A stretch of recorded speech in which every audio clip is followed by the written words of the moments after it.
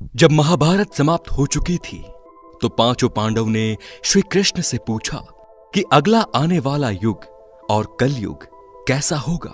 तो श्री कृष्ण ने उस समय 5 पांडवों से कहा कि तुम जाकर जंगल में घूम आओ और तुम्हें जो भी चीज दिखे उसका आकार वर्णन मेरे सामने करो।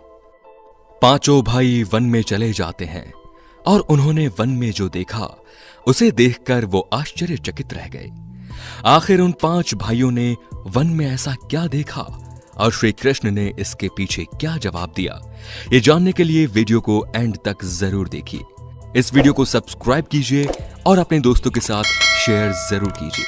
पहले भाई ने बताया कि उसने एक बड़े से पंछी को देखा जिसके पंखों पर वेदों की रचना लिखी हुई थी, लेकिन वो जानवरों का मांस खा रहा था। जब अर्जुन ने बताया कि उन्होंने जंगल में ऐसा कुछ देखा तो श्री कृष्ण ने इसके वर्णन में कहा कि कलयुग में ऐसे ही कुछ लोग होंगे जिन्हें बुद्धिमान कहा जाएगा, लेकिन वो दूसरों का नुकसान करने के लिए हमेशा तत्पर रहेंगे और अपना फायदा किसी न किसी तरह से निकलवाने की कोशिश करेंगे। दूसरे भाई ने बताया कि उन्होंने देखा कि एक बड़ा सा पर्वत गिरकर धरती पर आ रहा था और वो एक बड़े वृक्ष से भी नहीं रुका, लेकिन आगे चलकर एक छोटे से पौधे ने उसे रोक दिया। इस पर श्री कृष्ण ने जवाब देते हुए कहा कि कलयुग में सभी की मति मारी जाएगी और वो सिर्फ धन के पीछे भागेंगे और धन रूप में वृक्ष कभी भी उनकी बुद्धि को ठीक नहीं कर पाएगा और उनके मन को शांत नहीं कर पाएगा। अगर वो छोटे से पौधे यानी कि हरि के नाम के बदले उसी समय उनकी समस्या का निवारण हो जाएगा और कलयुग में मन को शांति मिलेगी।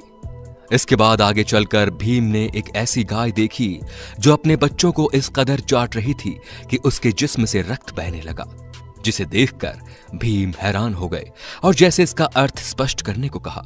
श्री कृष्ण ने बताया कि कलयुग में लोग अपने बच्चे से इतना प्यार करेंगे कि उनके प्यार के चलते उनका विकास ही रुक जाएगा और कलयुग में बच्चे विकासशील नहीं होंगे। ये माता पिता के प्रेम में ही फंस कर रह जाएंगे। अगर किसी का पुत्र साधु बन जाता है तो उसके दर्शन करेंगे लोग, लेकिन खुद का पुत्र साधु बन जाए तो बैठकर रोएंगे लोग और निराश होंगे कि आखिर उनके पुत्र ने ऐसा क्यों किया। इसके बाद श्री कृष्ण ने कहा कि तुम्हारे पुत्र हमारे नहीं बल्कि उनकी पत्नियों की अमानत हो जाएंगे और बेटियां उनके पतियों की, वह आत्मा भगवान के हवाले हो जाएगी और शरीर मिट्टी में मिल जाएगा।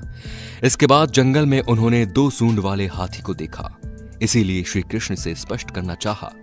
तो श्री कृष्ण ने कहा कि कलयुग में ऐसे ही दोगले लोग होंगे जिनके हाथ में सत्ता होगी और वो कहेंगे कुछ और करेंगे कुछ और इसी तरह से वो मासूम लोगों का शोषण करेंगे। दोस्तों, ये श्री कृष्ण जी की भविष्यवाणियां जो लगभग सच हो चुकी हैं कलयुग में। अगर आप इस बात से सहमत हैं तो कमेंट बॉक्स में लिखकर जरूर बताइए और साथ ही साथ ऐसे और भी इंटरेस्टिंग और रहस्यमयी वीडियोस को देखने के लिए हमारे चैनल को सब्सक्राइब करें और बेल आइकन को दबा दीजिए। धन्यवाद।